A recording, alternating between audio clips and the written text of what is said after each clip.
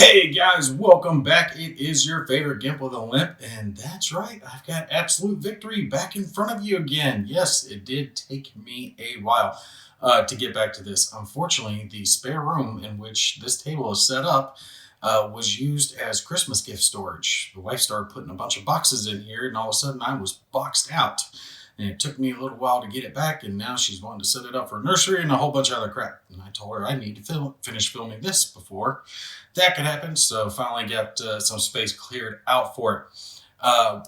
There are some subjects on this that I wanted to touch on. I hit on a lot of the main aspects of it, but I wanted to hit on a little bit more about naval combat because we didn't get to see a lot of it with the whole Pearl Harbor thing. That was more of a special battle, right? So I wanted to show at least the basics of naval combat, and then touch on some of logistics when it came to production and bringing infantry units back, kind of show you guys the sheets, and then some final thoughts about the game, because I owe it that much. This game has been definitely an interesting one in my life. So I want to hit those aspects because we've kind of hit the highlights across the majority of the game. It's just, it's so deep. It is so freaking deep. I could do 30 videos about this game and still not cover anywhere near all of it. There's just so many aspects to it. All right, but we're going to get into the naval part. And if we look here, we're going back to the Pacific. And there are some task forces around, some other naval units, some garrisons where we had some attacks going on. We showed some of these battles. And what we're going to have is we're going to have this Task Force 16, and it's going to move up and get involved here with the first mobile. And I'll actually move those over a little bit so it's not too close to them, because I want to have just these two as the example. Now, I am going to have to kind of gloss over a couple of parts. There's naval interdiction, interception. It can be done with ground units, like sending an air army type thing to intercept, or you can have a task force that is going out that is interdicted by an enemy force. So the enemy force tries to spot them. And the basic gist when it comes to a lot of that stuff is that you're trying to spot it. So they're kind of trying to abstract that, where naval forces are trying to spot each other. And that's where we get into this naval interception table. Basically, the Sea Dogs are the main powers, like Great Britain, Germany, Japan, USA. They're all like Sea Dogs. Pretty much everyone else is like a landlubber. And that has to do with the number that you roll into, whether or not you're going to be surprised or not, whether or not you've sighted your enemy force. For our purposes, we're going to say that these two task forces each sighted each other, which means that we're going to have combat during the day. And that does matter because night combat would lean more heavily towards gunnery battles with your battleships, where day combat has more to do with your aircraft carriers. We're going to go over there, and we will mark this as our little battle zone. Over here, we're going to say that our USA force intercepted the Japanese force, and they have engaged them in naval combat. But this is one of those times where the non-phasing player could act. They could declare an attempted interception of a enemy task force moving through one of their zones of control. So that's one of those times where it can go kind of back and forth. But if you're playing in solitaire, you have to kind of figure out, are you going to be using that or not? Are you going to give the opponent the ability to make those interceptions? And playing this game solitaire, that's really kind of a judgment call you're going to have to make. Okay, so you guys can see that we're back over here to the combat board that we used when we did the land combat, right? All your combat's going to take place over here. And again, for me, that is the big thing that stands out about this game, is the way combat is handled on this area, where you can get more in depth with it versus just counters rolling versus their numbers, which is what happens over here. But there is a lot more back and forth. Like with this, what I was talking about with the interception, whether it being day and night, whether or not you sighted or were sighted, when it came to naval interception, that can potentially give one side or the other a free pass, a free round where they get to attack and their opponents don't. So basically, if you sight them but they don't sight you, then you get a free shot. So one round where they just have to take it. But in between each round of combat, both sides determine whether or not they want to continue with combat or not. So you can decide to disengage. And the designers of the game did suggest that it would be a good idea to disengage more than playtesters did, because they found that a lot of naval units were wiped out very quickly in the game, and the Pacific became very bereft of any naval ships because people were more suicidal in a board game than they were in real life. Basically, they would quit before all your forces were down. But not only that, you could even have a circumstance where you cited them and they didn't just not cite you, but they could, on that interception table I showed you, roll that they're surprised, which means they were really caught with their pants down, and now they have to take 2 rounds of combat, and it's must. They don't get to try to leave or anything like that. They got to take 2 rounds of shots being fired at them before they even get to decide whether or not they want to continue, and then they would get the chance to fire in the 3rd round. And yes, air power can get involved here, just like it did in the air forces or in the ground forces that we discussed previously. And in that would again be if you had naval combat like this happening near a base that had, or they call it the base. Basically, if a ground unit was close enough to provide that air support, because they've got to have a ground unit signifying that there's an air base there. When it comes to the aircraft carriers, they don't actually bring in aircraft to put into these boxes. It's just a number that is signified on the counter. And there, just to show you guys, right here on our carrier, you can see it. The 3 numbers that are listed down. The first number for a carrier is its own gunnery rating. If it has an X, it means it doesn't have any guns worth mentioning, so they can't fire. Some aircraft carriers do have a number there, though, so they can fire, but that actually opens them up to be more of a target in naval combat. They can be targeted at times where possibly they wouldn't be targeted. Middle number is the aircraft rating, their airstrike rating. Higher that is, the better, obviously. And that is very similar to the gunnery rating. It's used in the same type fashion. And then the last number is the armor rating, and that's going to be same for all the ships. Their last number is their armor rating. And you've got to meet or beat that when you're conducting your attacks, your naval attacks, to damage the ship. So when we're looking at our Japanese units here, we've got a battleship with a 312 and a Japanese aircraft carrier that has an X, 0, and 7 for its armor, so it does not have a good armor rating at all. Our American forces are a little bit stronger, 614 on this battleship and a X410 on this aircraft carrier. So neither of these aircraft carriers have a gunnery rating that they could use. Since we're saying this is a day combat because both sides sided each other, what would happen is if they had a gunnery rating, they could choose to use that gunnery rating, but you have to declare that before the naval combat actually begins, because that signifies that this carrier is close enough to shoot with its guns, which means it can be shot at. It's not hanging in the back, letting the battleship screen it and launching its fighters. It's kind of stuck in there, so it can be targeted. In our situation here, since neither of them have a gunnery rating, that's not going to matter, so they're obviously not going to be up front. So when we're selecting our targets, it's pretty much going to be a nice, easy, straight across. The only targets that the battleships can see are each other, and the aircraft carriers can choose to target others, but you have to fire at least one time at each ship before you double up on another. So since these battleships are firing at each other, these aircraft carriers have to fire at each other with their airstrike ratings. Now, the way that's going to work is you're going to roll a D6 and a D10. You're going to add those 2 numbers together and then add whatever the number is. So our Japanese ship here, shooting at the American battleship, has a gunnery value of 3. So they're going to roll this. Let's go ahead and roll for them. They got a 8 and a 5. Ooh, they already beat it. No, they haven't beat it, but they will beat it. Right now, they're at a 13. They add their 3 to it. That brings them up to a 16, which does beat this battleship's armor. So you have to meet or beat that number to cause a hit.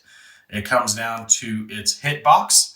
We'll roll for the Japanese aircraft carrier trying to attack the American aircraft carrier. And again, this combat is simultaneous, so we're going to roll back for the Americans as well. So boom, and they got a 10. A 10 plus their 0, because the rating of 0 still means they can fire. If they had a gunnery rating of 0, they could still fire, they just wouldn't add anything to their roll. 10 compared to their armor value of 10 is a hit. So both American ships are considered to be hit. Now we're firing back. Had these ships been targeted by other vessels, say there were more Japanese ships involved in the combat, if they took another hit, they would be moved down another box and they would automatically be sunk. So they're just destroyed, taken out of the game if they take 2 hits in combat. That's why people need to kind of ease up on the combat, the naval combat, especially if you've got ships that are hit, because when they're sunk, they're done. They're out of the game. All right, so we'll have our American battleship fire at the Japanese one, see if they can take them out. And they can't. Oh, what a bad roll for them. The Americans did not do good, even with the rating of a 6. 6 plus their pathetic roll of a 3 gives them only a 9, so no damage. Bounced off of the Japanese battleship. And now the American aircraft carrier will fire at the Japanese and see if they can get them. And yeah, they absolutely got them. They even would have got them with that pathetic roll. They would have had to roll double 1 to actually not damage them with such a low armor value on that one. So 10 plus their airstrike rating of a 4 gives them a rating of 12. 12 against that 7 moves it down to a hit. Okay, so it's at this point of the combat where you would decide whether or not you were going to continue the combat or not. And that is done secretively. Now, I was thinking about this for solitaire play. What would be a good way to handle this? Just roll off for the AI player or not? And the way I was thinking would be a good way to simulate that is that the AI player, the non-phasing player, would always choose to quit the battle, right? So I would definitely be choosing to quit if I were playing the Americans here, since both ships were hit. So they would choose to quit, which means both sides technically win the combat. All right. So if one side chooses to quit and the other side chooses to stay, then the side that chooses to stay actually wins. There's some advantages to that. But I was thinking, yeah, if it's the AI player, they would automatically choose to quit every time unless they did not take any hits. If they took no hits in the combat whatsoever, then they're going to choose to stay. And then if the side that the player is playing chooses to stay, then the AI player should be rolled for and do something like a half-half. You know, if you're doing a D10, 1 to 5, they quit. 6 to 10, they stay. Something along those lines. If they had suffered any casualties. So if they had any ships that were hit or sunk, then you roll off. If they've taken no damage, then they choose to stay. Kind of a little convoluted, but I think it works a little more thematically for solitaire play. If you are playing this game solitaire and you want to try that, by all means, feel free. Let me know in the comments what you think. So we're going to say that both sides have chosen to quit. Okay, so both sides officially win the combat since the other side is disengaging. But now you have to do damage checks for each side that has been hit. If you won the combat, you're rolling a d6, and on a roll of a 6, the ship is destroyed. Any other roll, they go onto the naval build table that many turns out. So let's say for this ship, we roll a 2. He's not destroyed, but he goes onto the repair section of the build table for naval ships 2 turns out. So when it comes to production, it'll take 2 turns to turn him around to get him back combat ready. So let's roll for our American battleship, see what he gets. He gets a 1, so he would be going 1 out. I will grab him and throw him there real quick. All right, we'll roll for our aircraft carrier. He got a 5. That's horrible. That's the worst that you can get and not be destroyed, so that's okay. If you had lost the naval combat, though, instead of being put on the repair chart 5 turns away, you would actually be destroyed, because the losers, their ships are sunk on a 5 or a 6. And then there's, if you lost with, I think it's severe penalties, I'm not going to bother looking it up, but there is one where if you lost very badly, then it's a 4, 5, and 6 will cause your ships to be destroyed. So we will put him on number 5. And then we just have to roll for our Japanese ship to see where he goes. And he got a 6, so he is actually destroyed. That is very bad for the Japanese. They do not want to lose an aircraft carrier, especially not when they have so few of them anyway. So that is a really unfortunate hit. So in this circumstance, the only one surviving that actually goes back to the map is going to be this one lone battleship. The ones that are taken off the board for repairs or sunk are basically teleported away. The only ones that you have to worry about are the ones that stay combat effective. All right, so if we actually look where we had our combat here previously, this marker we can pull off, and this task force was essentially wiped out. The 2 ships in that task force were both sent for repairs. Now, had they won the combat, had the Americans won the combat, they could have continued on making movements and finishing on with their turn. If they had lost, then they would have to return to a port if they weren't removed from the board, return to a port within 15 hexes, or they would have the remaining ships be destroyed. All right, so that's the very basics of naval combat. I hit the highlights for you, but there is a lot more going on besides just that. But that gives you the understanding of the principles of naval combat, how that's going to work. We'll actually touch more on those naval ships that were damaged here now when we're talking about logistics, which is your production, because there is a lot going on during that phase of the game. Okay, so essentially I pulled out the rule book to go over this part of it, because we're looking at the recruitment stage, right? So production is right after. We're going to talk about both of those here at the same time. Recruitment has to do with new infantry coming onto the map, and production has to do with new stuff, planes, ships, tanks, the good stuff. When it comes to infantry production, it is very, very convoluted in this game. You will not be able to produce infantry to put out on the map short of having this rule book in front of you. I would almost probably scan this page and print it out, because there's different rules for each of the major powers. All the minor countries, minor nations, they operate off the same basic principles, but each of the other major powers all have their own special rules when it comes to infantry recruitment. So just to show you, the United States, when at war, is entitled to 2 infantry units during the recruitment stage of each turn. Now, something to keep in mind when we're talking about this, and it's something I had mentioned in the previous videos, is that when you're doing your new infantry units, you can either bring on new units from the force pool, or bring the ones out from the Shattered Remnants box that we talked about previously, the ones that the damaged infantry went to. So for every 1 of the infantry that you could produce new, you could get 3 from the Shattered Remnants box. And I think that might change. No, that is the same for all of them. They talk about that here at the bottom, rebuilding. So you could get 1 new or 3 out of that Shattered Remnants box. And it just has to do with the abstraction of the unit kind of still exists. So it's reinforcements going to 3 different units to bring them back up to snuff, versus those personnel being put into a single new unit to put onto the board. You have to decide that. The question is, how many units does each nation receive?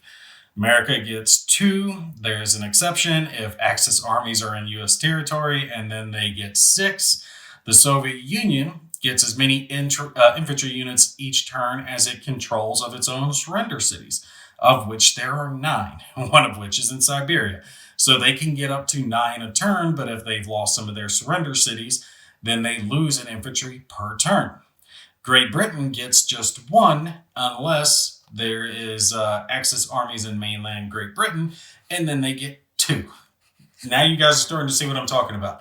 There's a special rule for each of the great powers. Although France isn't really a great power, but anyway.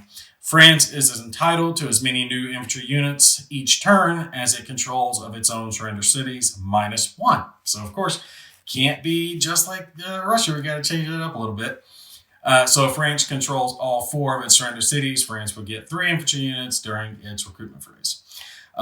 If France controls only 1 surrender city, it is still entitled to 1 infantry recruitment.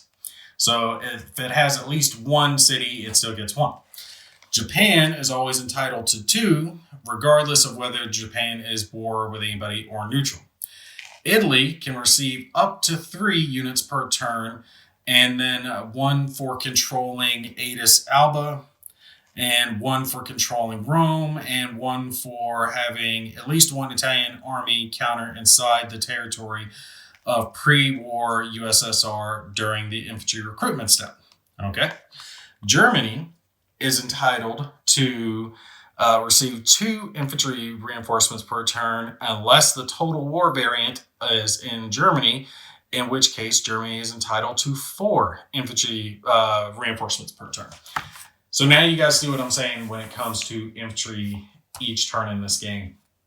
The turns are already massive. It takes hours, especially if you're playing the whole thing like this. If you're playing one end of the earth to the other, it takes hours to play through a turn. There's just so much going on with this game. And then when it comes down to it, you're going to have to go step by step by step by step to get all of these different infantry out, and then where they're going, because they're going to be deployed in their home country, and a maximum of 1 infantry counter per hex, and it goes into different facilities like a resort, like a city. There's a lot there. Okay, that's just the basics, and there is some more stuff when it comes to it. We're not going to hit all the specifics when it comes to infantry, because I want to touch on a little bit on production, because this is basically how you get personnel. Production is how you get your stuff, and that comes into play with these, which I wholeheartedly recommend printing out from the rule book, because you will be writing all over these. So what these are, and to show you, you can see there's a letter here saying S for ship. Let me see if I can find one that has. Yeah, here we go. Germany. Here are some of their factories, and they show what they start out as. If they don't, you get to pick.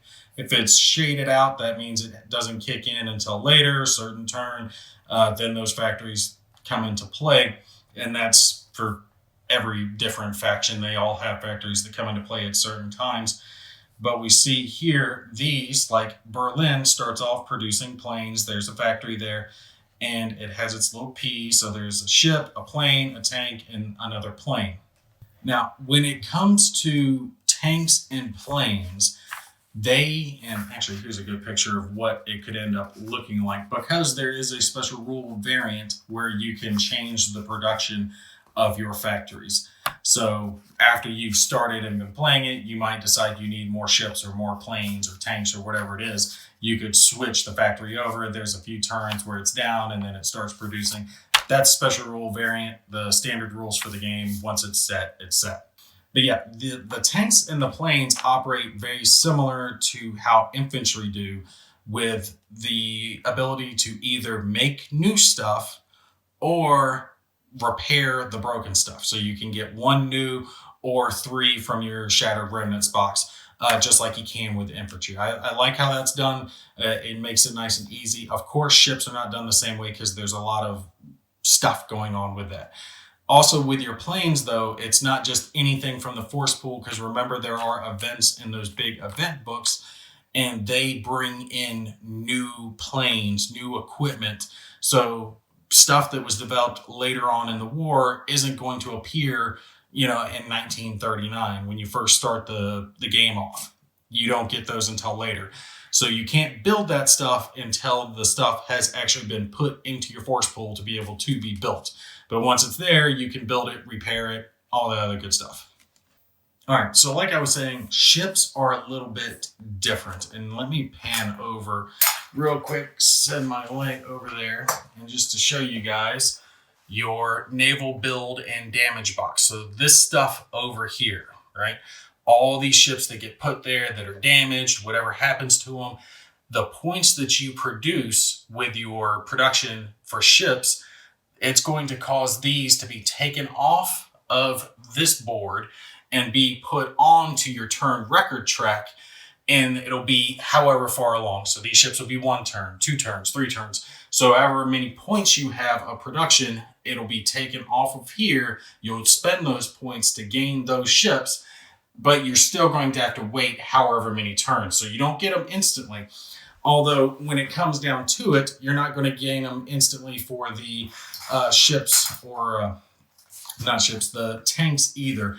Tanks are put onto the turn record track 1 turn ahead. So it does take them a second to get to the board. So you produce a tank, it goes onto the turn record track on the next turn, and then the next turn comes, that's when it's going to be put on the board. And actually, excuse me, I am wrong. Planes are done the same way. Excuse me, I got a little bit of a shadow here. Pull it back a little bit. But planes are done the same way. Planes and tanks both go on the turn record track. So everything's going onto the turn record track that is produced. It's just a matter of where it's coming from, either new or Shattered Remnants box for your planes and your tanks, or from those damaged build tables or new build tables. And for your ships, just keep in mind your ships are going to be given to you new ships from events. So those event booklets will tell you whether or not to put a ship onto that board, and then you can spend these production points to take and pull it off of that board and place it that many turns ahead onto the turn record track, at which point it could end up looking something like that. And then, at the end of that, there's the end of turn step where you do your flipping things back over and getting ready for the next turn, all that good stuff that you usually expect for a war game. All right, so I know it's been a little haphazard. The thing with this game is there's just so much to it. It is so vast. It is so big. And it is not for everyone. Wholeheartedly telling you guys, it is not for everyone. This, for me though, I love it. I know it sounds crazy because this game is it's out there, but it really does hold a special place in my heart. And I think there are other people who would probably fall in that. I get it. The colors are a little gaudy and garish on the board, and some people might not like the counters having to be flipped, although I came up with a good workaround for that, just using the little beads. I think that works really well. It does have a lot going on with the events, all the variants that come into play. There's just so much to keep track of that there's no way to get away from the bookkeeping. You're not going to get away from this rule book, the 3 rule books that come with the game. You're not going to get away from them. You're going to be stuck into these things. This is not a game where you can put the paper down and just play the game. Now, after you've played so many turns and you've gotten into it, yeah, the general run, the flow will start to go by, but your production, you're always going to be in here, especially for your infantry recruitment, with how many gets what, who gets this again, what does this minor country get, and oh, this event's giving them an extra, always a special rule for the special rule. So for me, that's why I say this game is definitely not for everyone, but I think this is a gem for the right people. Then it's not saying you're good or bad, right? If you're into this. And like I said, I think part of my rose-colored glasses comes from the fact that this was one of the first big Hex Encounter war games that I ever played. And it holds that special place for me because it was the first one and I was trying to learn. I'm like, oh, so this is what a war game is. And wow, this is so cool, all the events and everything that's going on. I had no idea about combat resolution tables and enemy zones of control or any of that stuff. This is where I learned that. So that's why it sticks with me so much. I was trying to think how to describe it for the person who would possibly be interested in this. And if you're someone who hears about games like the Campaign for North Africa or that other major one, War in the Pacific, and you think it would be neat to sit down with that and try to go over that game and learn it and actually get to the table, maybe you're not going to finish it, right? Maybe you're not going to get through a whole campaign. Good grief, if someone got through a whole campaign of this, I'd have to give them a medal. But you're not going to get all that done. But just to play, just to say you did, if you're someone who would sit down with like one of those games and do that, then yeah, Absolute Victory is one that you should check out. It might surprise you. For me, the big thing does come back to this combat system over here. I really like the intricacies of it. I like the fact that it's not just abstracted with he has combat value 2, he has combat value 4. With these modifiers, it comes out to this, roll this number or higher, right? That there's a little bit more going on underneath the hood. You have to think about what units are stacked with what units because they can only translate to the board so far. And things like that, what aircraft you're going to bring in. Are you going to bring in aircraft? Because if you don't, your enemy might.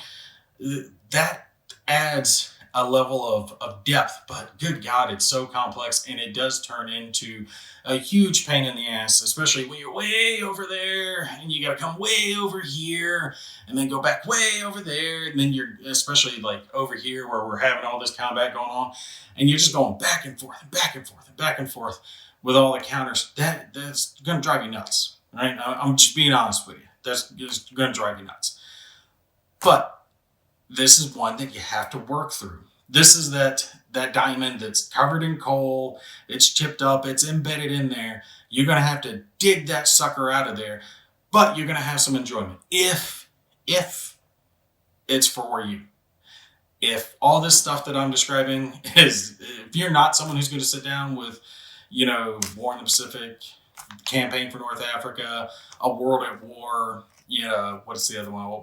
A World in Flames.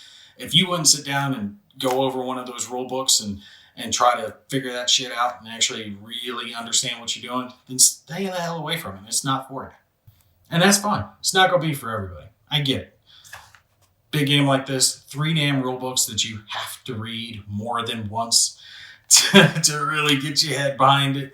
Yeah, it's definitely not going to be for everybody. But you might find that you're like me and this one will stick with you. And you'll have some neat little memories of how the campaign went over here with the Chinese and the Japanese. And did the Americans do well pushing the Japanese back, or did the Japanese get their toehold in the Pacific and never let it go? And was Russia able to hold on long enough to get their production up so they could push back the German menace? Because early on, it's just an overwhelming German wave coming in that's just tearing them a new butthole. Same for Great Britain. Can they hold on until the Americans get stuck into it and they've actually got support? And then with the Americans over here, they're having to put units here and then units over into the Atlantic. Where are you going to put them? Are you going to support Great Britain? Are you going to support or carry on the fight over here? The only one to really support is Australia, and they barely have any units anyway. If it's Australia versus Japan, Australia's just wiped out. But yeah, I'm not going to rate this one on a scale, anything like that, because it's not really scale related. It's personal preference. If it's for you or if it's not for you, that's the type of game this is. You overlook the flaws to find that gem underneath it, or if it's just too complex for you, you move on. That's fine. No hard feelings, because it's a little too complex for me as it is. There's too much. That's why I definitely avoid. Pick and choose the optional rules that work for you on this one. If you want to ignore the variants so you can stay more focused onto the game itself, yeah, by all means go for it. But if you want to have all that little minutia in there and every little tiny little roll that can affect the dice roll 10 turns down the road, yep, throw it all in, put it in the blender and see what comes out. Anyway, I hope you guys did enjoy the series. I am sorry it took me a long time to get it finished up, but it is one that I definitely wanted to finish up because the game is worth the time. All right, y'all take care. I will catch you in the next one.